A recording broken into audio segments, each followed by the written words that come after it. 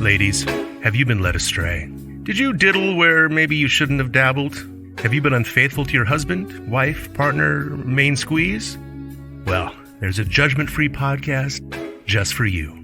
Raw Truth, Stories of Female Infidelity, hosted by Rebecca Adams, tells the stories of these women from their perspective, anonymously and without judgment. He got out of his car and tried to kiss me. I pulled back. I was still not wanting an affair. I was not sure what I wanted. Most likely, I just liked the way it felt to be wanted. This did not stop his calls. Several more weeks went by and we met up again, this time by the water. After walking and talking for an hour, I could not take the suspense anymore. I leaned in and kissed him. It was like fireworks. If you need to come clean, get it off your chest, confess your sins with no Hail Marys required, then Raw Truth, Stories of Female Infidelity is the podcast for you. And remember, it's completely anonymous and judgment-free. Raw Truth, Stories of Female Infidelity is available wherever you listen to podcasts. Subscribe today. Raw Truth podcasts may contain explicit, sensitive, and questionable content. The views and opinions expressed in this podcast are those of the individual podcaster and are not based on the advice of a licensed psychologist, therapist, or other medical professional. Listener discretion is strongly advised. What does the word ponder actually mean? According to one dictionary, it means to weigh in the mind, to think about and reflect on. On Let's Ponder with Rebecca Adams, we do just that. We discuss taboo and questionable subject matter. For example, size. Does it really matter?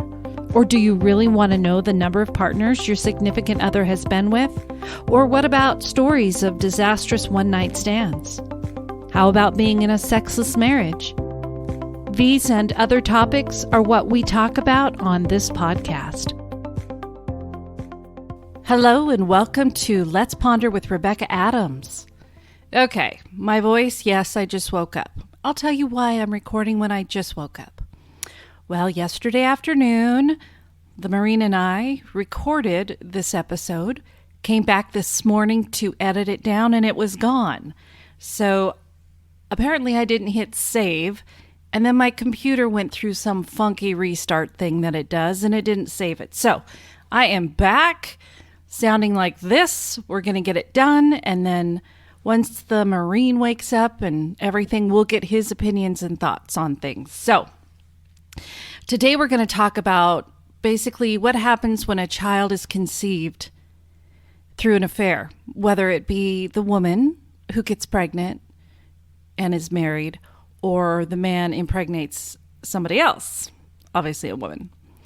So I've got a great article from marriagebuilders.com, and you can check out his page and read the article yourself. It is in my show notes today, so you'll have an opportunity to see a little bit more about what this person does. But his name is Willard F. Harley Jr., and he is a PhD. So we'll hop into his article, and then I do have feedback from listeners who submitted their thoughts and opinions about it, as well as an article from Florida about his child, that he no longer has any parental rights because of the laws down there. So we'll go ahead and get started. What to do with the child of an affair. William F. Harley, Jr., Ph.D. I have spent most of my professional career studying human decision-making and its consequences. That's because the choices we make in life have such a profound effect on our welfare and the welfare of others. Having diagnosed and been involved in the treatment of over 50,000 people, I found that most mental health problems are a direct result of decisions that place people into predictably stressful and unpleasant situations. As a clinical psychologist, I have tried to help people change the way they make decisions so that they learn to make choices that maximize their benefits to themselves and others. One of my earliest observations as a clinical psychologist was that those who are married are far less likely to have serious emotional disorders than those who are single. One might first guess that the reason for this difference is that those with serious emotional disorders are less likely to marry. But I found that marriage itself can have a very positive effect on a person's mental health. The reason, I believe, is marriage is a very important opportunity to bring another person into the decision-making process. Instead of having only one perspective on life, a person has another point of view to help make wiser choices. But there are some choices in marriage that leave both spouses scratching their head. That's when none of the choices are good and a couple must decide which one causes the least damage. One of those choices is what to do with the child of an affair. How can a couple arrive at a wise decision when all of the options seem to be so distasteful? An affair itself is a bad decision, certainly from the perspective of the betrayed spouse. He or she knows of what the pleasure their unfaithful spouse may have gained cannot in any way compensate for their suffering. It's one of those most thoughtless decisions that can be made in life. The children and the extended family are scarred by the affair, but even the unfaithful spouse doesn't emerge unscathed. When the affair finally ends, 95% of the time, the unfaithful spouse is left having seriously injured those he cared or she cared for, all for nothing. When the realities of life shine on the affair, it is eventually seen for what it is, a very bad decision. In spite of how thoughtlessly painful an affair is, I've witnessed the complete recovery of thousands of couples who have made very wise decisions following the very unwise choice of an affair. It's a testament to the ability we have to make adjustments in life that can turn disaster into triumph. An affair is difficult enough to survive with the wisest choices, but if a couple must deal with the child of an affair, it often seems as if nothing they do will result in triumph. If they keep the child, they are forever burdened with a constant reminder of the worst experience of their life. But if they abandon the child, they are left with overwhelming guilt. I've had the advantage of witnessing the effects of a variety of choices couples have made when faced with this dilemma.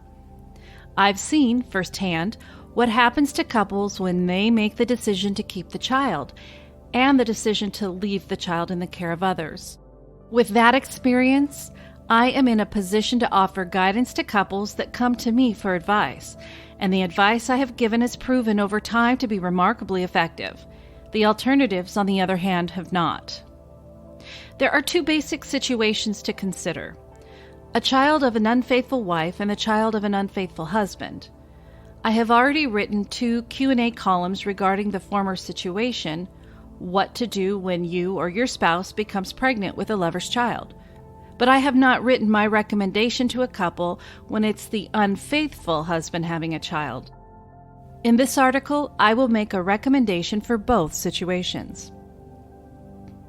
Let me begin by reviewing one of my basic recommendations for surviving an affair. The unfaithful spouse is to never see or communicate with the other person. Extraordinary precautions must be taken to ensure that outcome, because if there is even unintentional contact, an affair can easily be rekindled. I've witnessed that mistake with many unfaithful spouses who considered themselves completely free of any attachment until contact was made with the other person. The threat of rekindling an affair is not the only reason I recommend no contact. I also recommend it for the protection of the betrayed spouse. Any contact sets the betrayed spouse back to the beginning of recovery. The fear, the anger, the resentment, the betrayal, all comes back full force, making a full recovery almost impossible.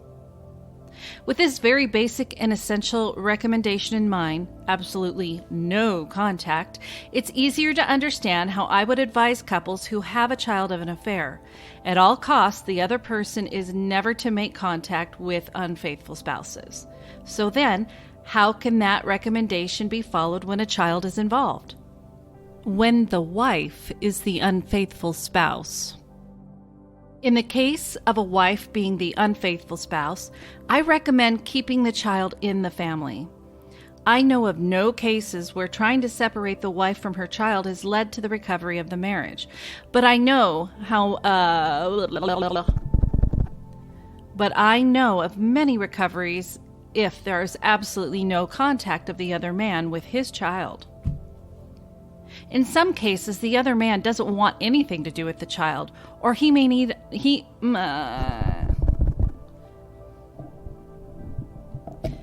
In some cases, the other man doesn't want anything to do with the child, or he may not even know that he is the father.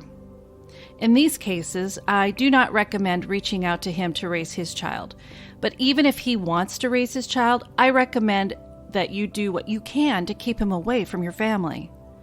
Granted, this recommendation seems on the face to be a very difficult one to achieve, and even terribly misguided. Shouldn't the child have the care of the natural father? In this case, I have found that the betrayed father can do much better job raising the child as long as the marriage is successful. Children, in general, thrive in a marriage where a husband and a wife love and care for each other.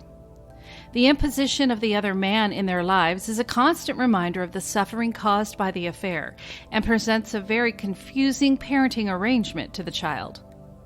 It would place the marriage under a great deal of pressure that the couple might eventually find intolerable. A loving and caring marriage would be difficult to create under that condition. While the affair itself should be exposed, disclosing the parentage of the child is a very different issue. In an effort to keep the other man away from the family, parentage should be left up to him to prove. People knowing the situation will guess that this child might be his, but without proof, he would have no legal right to disrupt the family. The law assumes that, in the case of a married couple, the husband is the father of any child born to the wife during the marriage. A couple dealing with the child of an affair should take full advantage of this legal situation and say nothing to indicate that the husband is not the father of the child.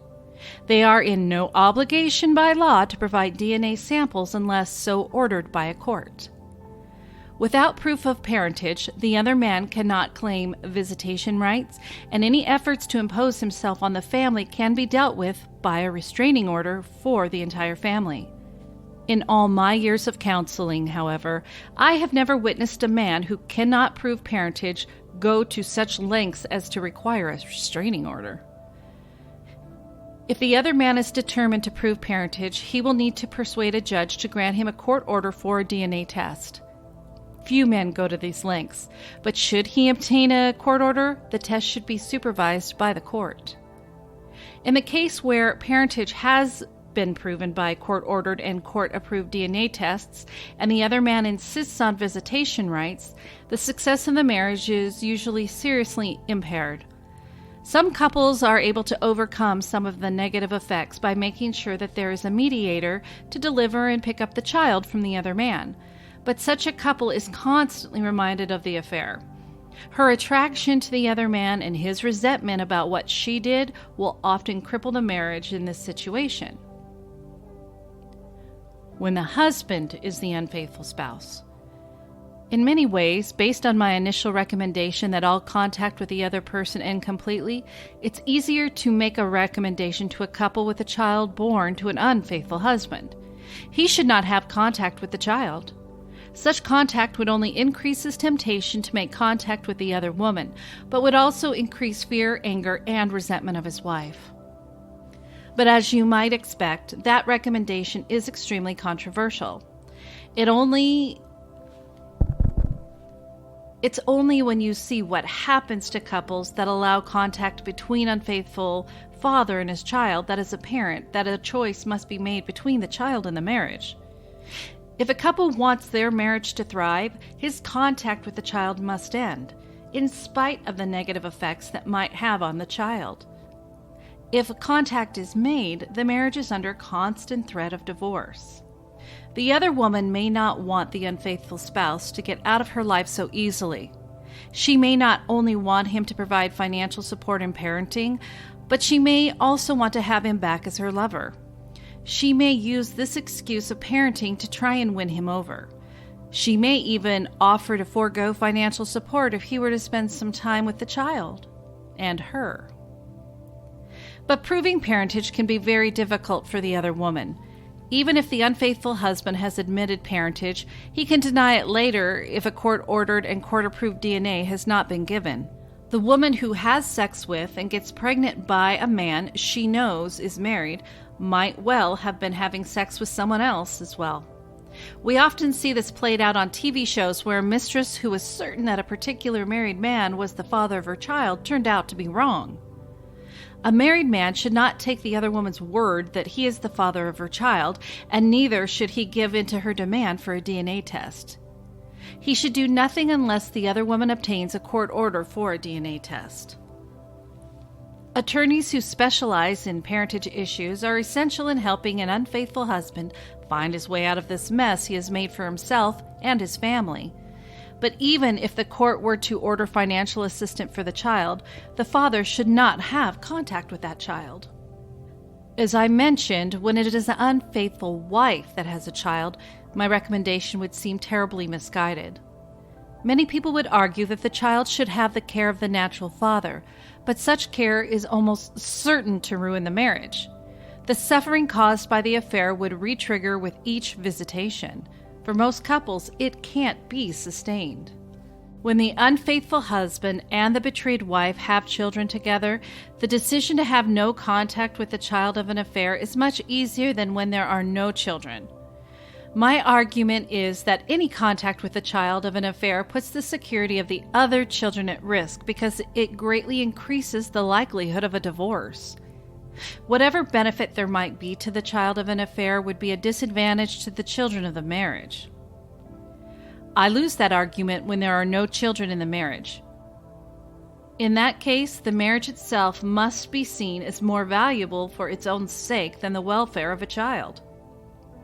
Many couples without children have made the decision and have agreed to have no contact with the child of an affair. But many others have decided that the child is more important than the marriage and have divorced to give the unfaithful husband a chance to be a father to his child. If the mother of the child is unmarried and is willing to marry the child's father, that child has a chance to be raised by its biological parents with all the advantages it offers. When the other woman is unwilling to marry the unfaithful father, many unfaithful fathers without other children are willing to forego contact with his child, and that eventually leads to divorce for most couples. As difficult as it is to imagine, if a marriage is to thrive, a husband should have no contact with the child of his affair. Those who hear my recommendation and decide to allow contact with the child have usually let me know that I was right to have recommended complete separation. But occasionally I hear from a couple that have just begun the contact and report things are going well. But then later I find that even these couples run into the same barriers for marital fulfillment, and their marriage eventually fails. On the other hand, I have witnessed many couples that followed my advice and report a very positive outcome. As I make this recommendation to an ever-increasing number of couples, evidence keeps arriving that support this very controversial plan. So from my perspective, I've discovered a choice that can save the marriage, albeit a very difficult choice. So I know my thoughts on that article, and I think it's, just being a mom, I personally, well, for one, I wouldn't want to get myself in that situation, and for two, I don't know how I could turn my back on a child. But that, again, is just my opinion. I have the Marine with me here. Yeah, say hello. Hello, and I just want to say thank you for allowing me to speak and share my thoughts and opinions and experiences with both of you. So, yeah, what do you think of this article here? Real quick, before I go into the article, I want to share a little bit about myself. My parents were divorced when I was preteen, young, and my mom remarried. So I have both a mother and a father, and then I have a stepdad. And my experience in having my stepdad has been absolutely fantastic. He's probably a big part of why I am who I am today. I still have great memories of my father. I had a little contact here and there, and then later as an adult, I had more contact with him, and to this day. So you didn't really spend much time with your dad growing up? My father, I did not. I'm sorry, your father, but your father, because your parents were married and you had a family with you and your siblings and your mom. Yeah, and so Mother. while there was the no contact thing, I have a couple of siblings, and one of my siblings used that no contact type theory throughout his life. To this day, he still does not have contact with father. And segueing back to the idea of this article, I want to say it's a hard choice to begin with. It's a choice of lesser evils, if you would. So in drawing a parallel in my head from the article to my own experience, I think that my brother chose that separation for protection. He did not like being hurt like that because of the disappointment and whatnot. I can't read his mind, and just some of the conversations that I've had lead me to that conclusion, is that the separation was less painful for him. I don't know how it affected my father. So another parallel I wanted to draw was with my daughter. I had a daughter. We were not married with a woman, and she was from another country. When we met, we were in the United States. For her delivery, she chose to go back to her country of origin, and it made it very difficult. I got to visit. I got to be there for childbirth, but maybe somewhere between 60 and 90 days of total visitation over her first 4 years, and then I had another couple of weeks maybe when she was older, and I'm going to say about 8 to 9. I can't remember exactly. But we grew out of contact at probably her 10th year, and there's a lot of mixed emotions on that, and I may touch on that in a moment. I have an opportunity now with this wonderful woman to gain another daughter who's just slightly a little older. And I will be adopting a daughter who, her father committed suicide when she was young, about 3, and didn't have a great relationship with her stepdad, who for a few years, I guess she had a good relationship when she turned 18. There was a bit of an adulthood falling out, so to speak, and didn't feel like she was treated as well as some of the other would-be stepchildren. She then had another stepfather who passed away and did not have a great relationship with her, or between the two of them, him and her. Well, he suffered from having close relationships with anybody, his own children even. He just was emotionally detached. Yes. And I came in the very first day I met her, and I'm a little bit of an extrovert, and I'm very friendly, and so I like engaging with people. And so, "Good morning, sunshine," was the first words out of my mouth to her one day. And ever since then, I have grown closer and closer, and we are in the process of adopting, or I am in the process of adopting. She's mine, so Yeah. I get to claim her first, but yeah. And it has been a wonderful experience taking care, in the limited time I have, another person's child. And trying to fulfill some of those roles. I think that a parent's role, especially a father figure, has kind of 3, maybe 4 or more true callings. You procreate, you must provide, you have to protect, and those things I have had the opportunity with my soon-to-be adopted daughter a little bit. As an older child, she's not going to be as needing of some of those things as younger, but I have to almost disagree with you, because she, granted, her stepdad raised her for the most part. He had not adopted her. He had legal custody when we divorced, which I've talked about on my other podcast, but she has felt like she's been rejected. Her father committed suicide with her in the same house, and she found him.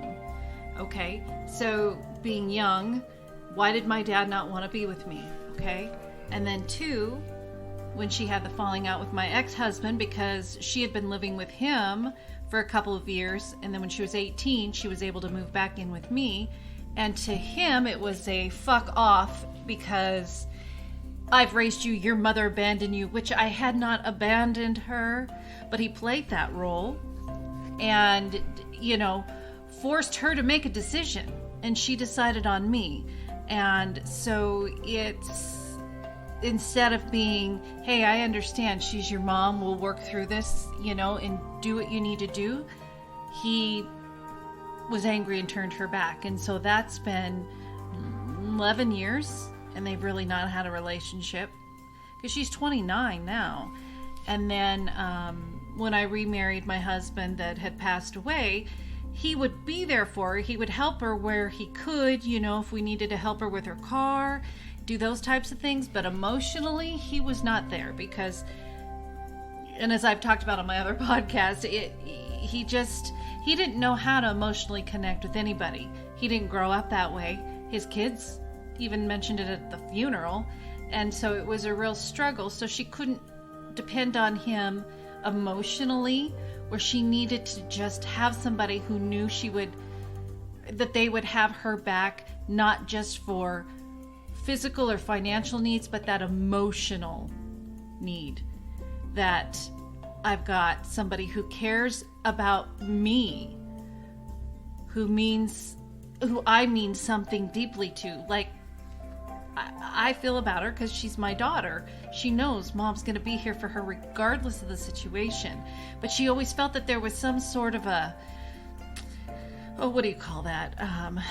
When you love somebody only if they, on terms, not terms, what's the word I'm thinking of? Conditional love, I guess, is what it is. She knows that's not with me, but that's how it felt with the man who basically raised her main stepdad. And I think that unconditional love, that connection, everybody needs, whether it be from, in my case, like a stepfather or a stepdad, or my role with my new stepdaughter, or my daughter that I'm stepdaughter now, but she's my stepdaughter at the moment, yes. And so that connection, how does that tie to the author of this article and his ideas of potentially an abandonment issue or something along that, where you put the child's needs sort of behind the needs of the adults, the married couple, and raising a child that is not yours. And there's the 2 different ones, the child that was born to the woman, and how does that male figure, the father, fit in with that couple? And then there's the other side of the coin, where the male has a child with somebody else. And I think that total, even though it's a difficult choice, but that total disconnection is probably for the better. And I say that with a very heavy heart. I think that my daughter had another stepfather who fulfilled the role that I wasn't able to. And I hope that everywhere in the world, children get an opportunity to have that. On the other hand, that unconditional love for a child that's not even yours, I think two things. One, it's the right thing to do.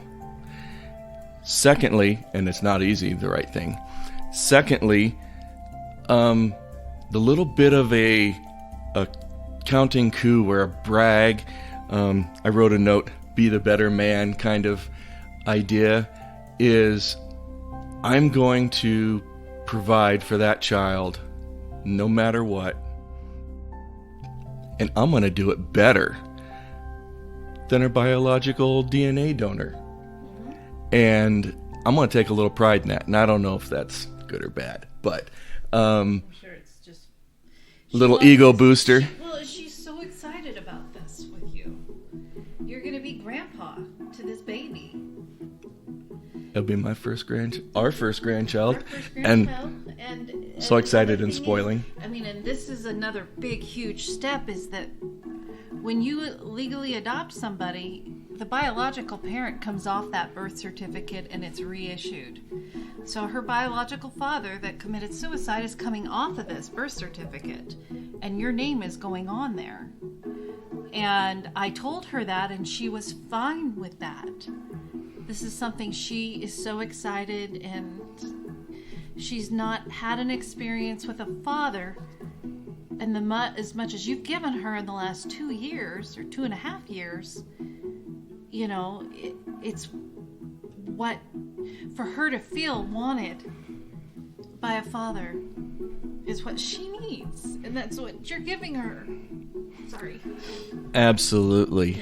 And talking about the adoption, there's a historical issue for me because I love history, and I look back at the Romans and then tie that in with the Bible, because Paul in the New Testament talks about how the Romans, when they adopt somebody, it's not just the legal matter of being able to inherit things, but you could disinherit a child that was born to you flesh and blood. But once you adopted somebody, that was a more permanent. You couldn't disinherit that adopted child.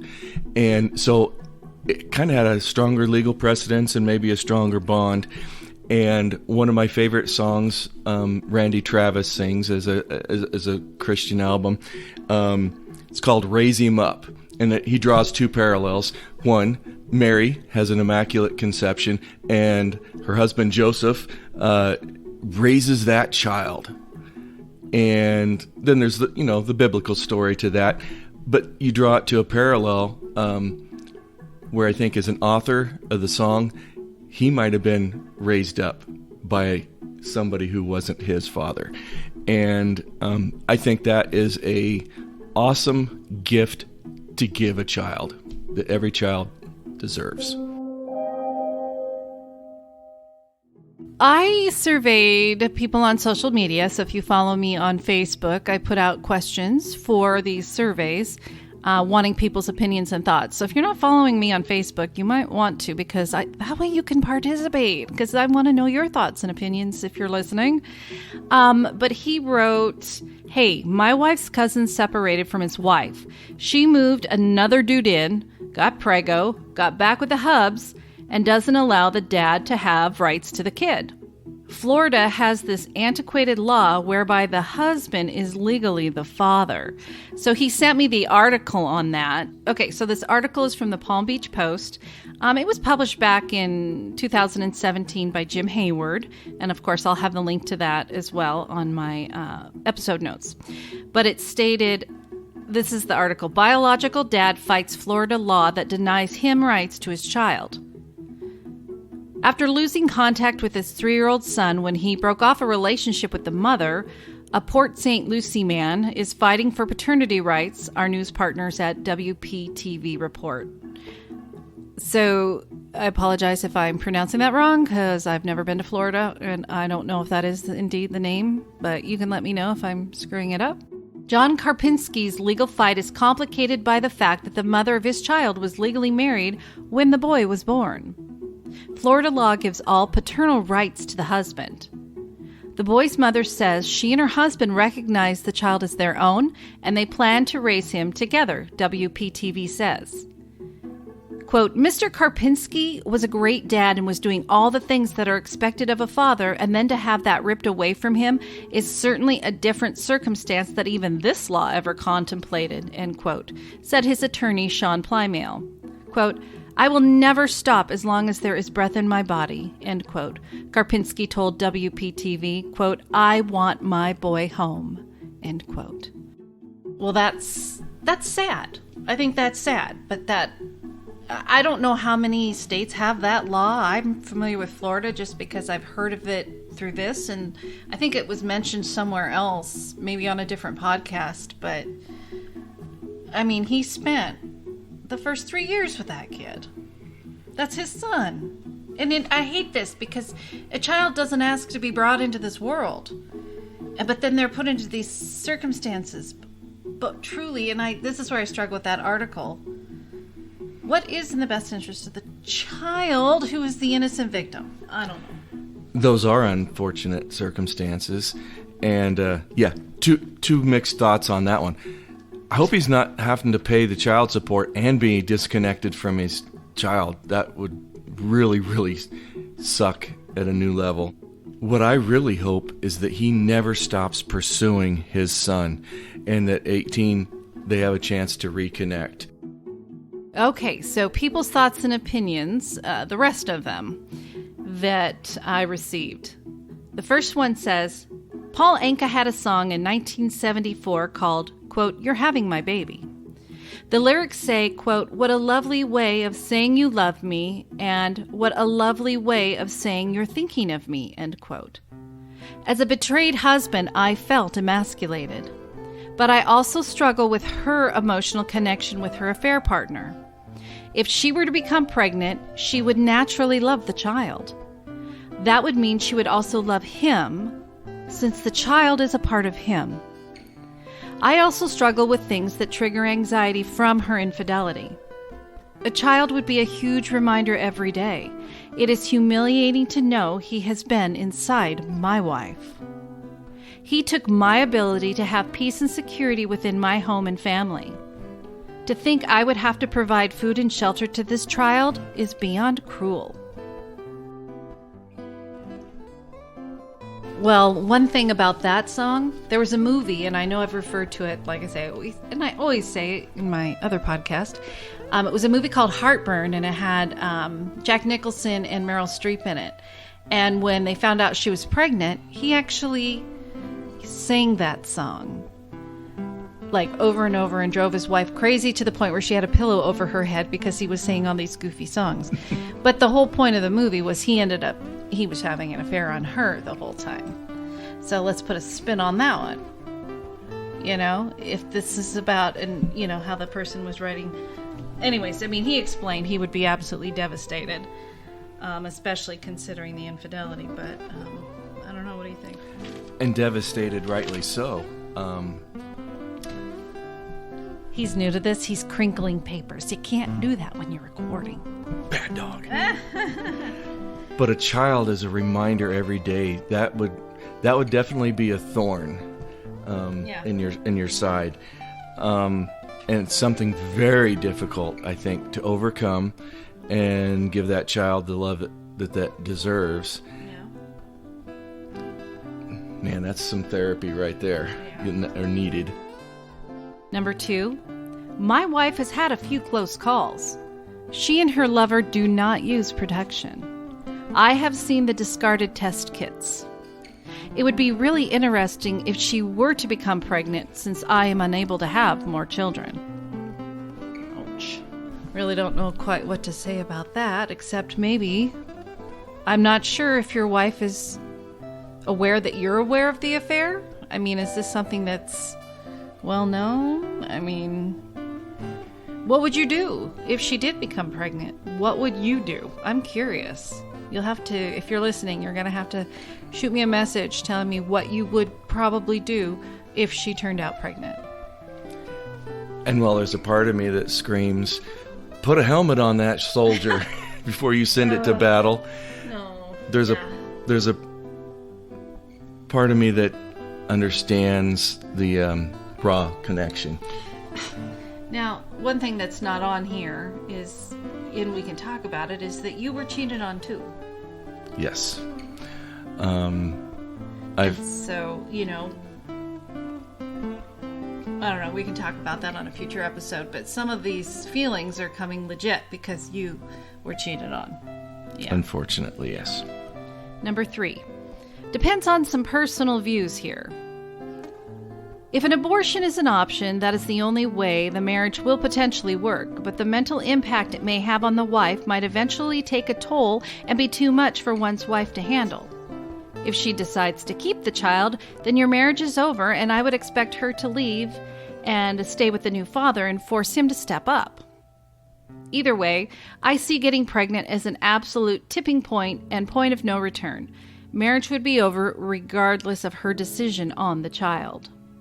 Ouch. Yeah. That tipping point of no return. Definitely true. And you have to dig deep in your own emotional values and principles and decide what to do with that life. And my own personal view on that is abortion is not the best option. I would strongly advise an adoption. Yeah. I mean, give the chance to that child. Again, it's not this child's fault that this happened, and they should have the opportunity to live a life with people who would want them. I think adoption is about, and I know there's this whole controversy going on, and I'm not trying to get political. Again, these are just our personal opinions, and I respect other people's opinions. We don't judge, as I always say. I just, now that I've had children and now grandchildren, I don't like that option. I think adoption is the best for me. And that's just me personally again. Especially a child who was born out of wedlock like this. It's not the kid's fault. And life is precious. And there was the third option. The husband steps up. Hard, yes. Worthwhile, my personal opinion, yes. So you think you could handle, because we've talked about this, if your wife had gotten pregnant by an affair partner, that you could sit there and raise that child like your own without having any kind of need for therapy, tons and tons of therapy. But just not having any resentment. I mean, I don't think with you and your personality, you would have resentment for the child by any means. You're not of that makeup. But having the resentment toward your wife. Oh, there's the danger. Treat the child as the innocent that it is. Yeah. However, yeah, there might be some harsh thoughts or words or something. And that's what they say. Resentment towards the wife, and that child there every time is a reminder. Oh my gosh, I can't imagine. So my principles say step up, and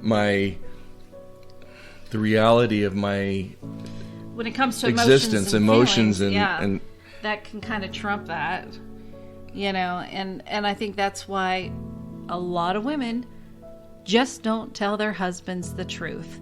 And in fact, we had a chat with a friend not that long ago who was in the military, and he said the timing doesn't add up on the pregnancies, and he was well aware, or at least later in life, he knew she had been unfaithful multiple times. But to him, he doesn't want to know the truth. He has raised these children, I think there was like one, maybe two that were in question, as his own. He doesn't want to know anything because those are his kids. He doesn't want to think on that level, and these children are pretty much all grown.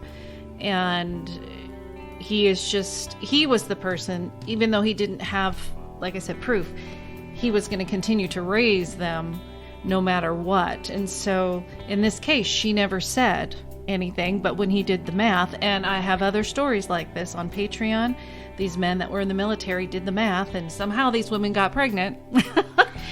and it just... Having been in the military, I may have to chime in a story or two in the future. And without that DNA test shoved in that guy's face, or a court order kind of thing, as mentioned before, I think that was admirable of him to just ignore the bad math and treat those child like they needed to be treated. And that was maybe in a way forgiving his wife and moving on, it sounds like. Well, I don't know. They're divorced now, but yeah, missed that part. But still, the kids that they have, they are his. No matter what, they're his, regardless of what the blood work might say. He does, like I said, he doesn't know for sure, but from what his heart is telling him, those are his. End of story. And the other part of the story is, how do the children react? When it comes to Father's Day, do they send him the card? When it comes to birthday gifts and I love you and things like that, he's the recipient because he put in the hard work. Well, and they don't know. I don't think the kids even know about the potential issue. That's something that's been kept on the download. But yeah, it would open up that. But I raised you, yeah. And I mean, I can talk about my own dad. He had 2 stepkids, and they spend time with their dad. But my dad, especially in the son, he was very, very much involved in how he was raised. And at the time when I was younger, I was kind of like, but that's my dad. That's my dad? Wait a minute. But as I've gotten older, I can see, especially since I have my own son now, I can see what an important role he played. And I mean, my stepbrother even tattooed something about my father on his arm. I mean, my dad meant that much to him. And I could kick myself for acting like a stupid late teenager, in life, being jealous that my dad had the second family because my parents were divorced. I didn't get to have my dad as much, and they did. And so there was some resentment there. But there was, again, I mean, I have to say to myself, hello, it's not the children's fault. And, I think as I've gotten older, I've been able to see it. I mean, I'm in my 50s now. You'd think I'd grow up, and I have. And now there's situations where I say, ooh, if Dad was here, he'd be kicking your butt, even though we're all older. But, because I lost my dad a long time ago. But, yeah, that's it on that one. So, okay, one more, as I know this episode is kind of long. Assuming just the affair did not end the marriage, I would say, okay, so you cheated on me, you went raw, more disrespect. You are now pregnant. I would be curious of the guy if he planned to step up. 100% like with any affair, I would make sure to tell the other betrayed partner or spouse. Actually, I'd make my wife do it. I encourage this in all cases of infidelity. I do know a story on the subject. It was from the 60s, and a married couple were married in the late 50s. I do know they stayed together and worked on the marriage and had a great marriage, but the husband did insist she put the baby up for adoption. I think most men would have a hell of a time with the living reminder of their wife stepping out. If I did not leave and was not trapped for finances and was going to reconcile, I think I would insist on the baby being put up. At 47, I could still have kids, but I'm too old. I think, with my wife at 49, it would be almost impossible, but I would say give up the baby. I will add that paternity fraud is not as rare as people think, and I encourage every guy to get a DNA test, which sometimes there are ways to sneak them, as if your girl did not cheat. She is ticked, but if she did, she will rain fire and keep it from happening. So there was that one. So those are people's thoughts. Well, maybe that last part didn't quite come out right, so to explain it, the girl would be ticked off because you would be going behind her back, so to speak, to do the DNA test or whatever. But what he was saying was that she would fight you tooth and nail because she would know the truth. If she didn't have anything to hide, then she would be like, fine, do it. I think that's what he meant. Yeah, hell hath no fury like a woman scorned. Yes, so raining fire to keep it from happening. I could see that. Wow. And that one kind of goes back to putting him up for adoption. He's saying, I couldn't afford it. I didn't ask for this child. Maybe it can go to a couple that is desperately needing and would love that child. That's definitely a good option, I think. On the other hand, if you snuck it and you found out it wasn't yours, now what do you do? Opening up that can of worms, that moral dilemma. Can you rise above and treat that child like it needs to be treated? Or can you treat your wife like nothing ever happened, or reconcile and forgive and then move on from there? Oh, not easy. And I appreciate you being willing to share your thoughts and everything on here. Going forward, we will probably have the Marine more on some episodes. I don't know about the next one. It's about female orgasm. I'm not sure if I really want to know his thoughts. Is he a expert or not? But we're going to learn about not just about the female orgasm. Some women can't have them. They can't. Some ones it's harder to achieve. Some women have them like, it's a ping pong game. Bing, gone. Bing, or whatever. But there's also a disorder, anorgasmic. And so, I can't even say it. And let's see here. It's orgasmic. So anorgasmic. But there are situations where women are not capable. And then also I think, and this is my personal, my personal thoughts on, some women have an easily or with one man, but not another. And a lot of these affairs show these women are not so much with their husband, but they are with their affair partner. But I think that has a lot to do with the emotion and the situation. There's a lot of different factors happening when you're with the person that you're used to, your spouse, is life vanilla, and then here it's somebody new. It's that new excitement, that new chase, and your body is completely worked up, unlike it is a lot of times with a marriage partner. So we'll learn a little bit more about that, and we'll see if Mr. Marine is going to chime in. And whether I testify on that episode or not, I will be listening, and I hope you are too. We're going to keep our personal lives out of it, dear. Thank you all so much for being here and listening to myself and the Marine about this topic. It's a tough topic. I mean, everybody, I think, is all, of course, there's no black and white answer. It's all going to be circumstantial based on how maybe people's religion is, how they feel about humanity, the forgiveness. Maybe people aren't able to forgive. I mean, there's so many different parts to what would happen when it comes to a child's affair. I mean, every household is different. But I have read many stories on my podcast, The Raw Truth, Stories of Female Infidelity. And I know at least of one where she did have a baby based on an affair or through an affair. And for a long time, she did not tell the husband until there was something that had happened where she had to reveal it. They are still married, but that was pretty rocky of a road.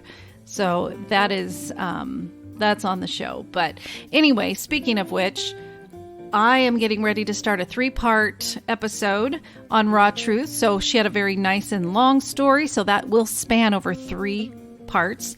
So if you haven't subscribed to Raw Truth Female, I don't even know the name of my show, Raw Truth, Stories of Female Infidelity, you might want to check that out. And then if you are interested in learning more about what the men deal with when they find out that their wives have been cheating, then I recommend you subscribe to my Patreon. And there you will hear stories of, and everything is anonymous, so it's me talking, but it's the stories that were submitted from the men and what they felt and what they went through when they found out their wives were cheating. You get 2 of those extra a month. Plus you get the Raw Truth and the Let's Ponder all in one, on one app through Patreon, and you hear bloopers and you receive those accesses on Fridays. So you get a little bit early. So anyway, you can go to my website, rawtruthpodcast.com, for more information. We'll be back in a couple of weeks with a new topic about the female orgasm. Do you have thoughts and opinions about it? Do you think it's hard for women to orgasm? Did you know that there was a disorder with women orgasming? Yeah, we'll learn more all about that in a couple of weeks. You have been listening to Raw Truth Stories of Female Infidelity. Your support of Raw Truth podcasts is truly appreciated. When you visit the website rawtruthstoriesofFemaleInfidelity.com, you will find the story guides to help form your story, where you can subscribe to Patreon for exclusive episodes, and to vote for the podcast to be in the Hot 50 Countdown for Podcast Magazine. If you haven't already, be sure to subscribe to my other podcast, Let's Ponder with Rebecca Adams, where taboo topics are discussed. To submit your female infidelity story, share feedback, or have general questions about the show, please email rebecca.rawtruth@gmail.com.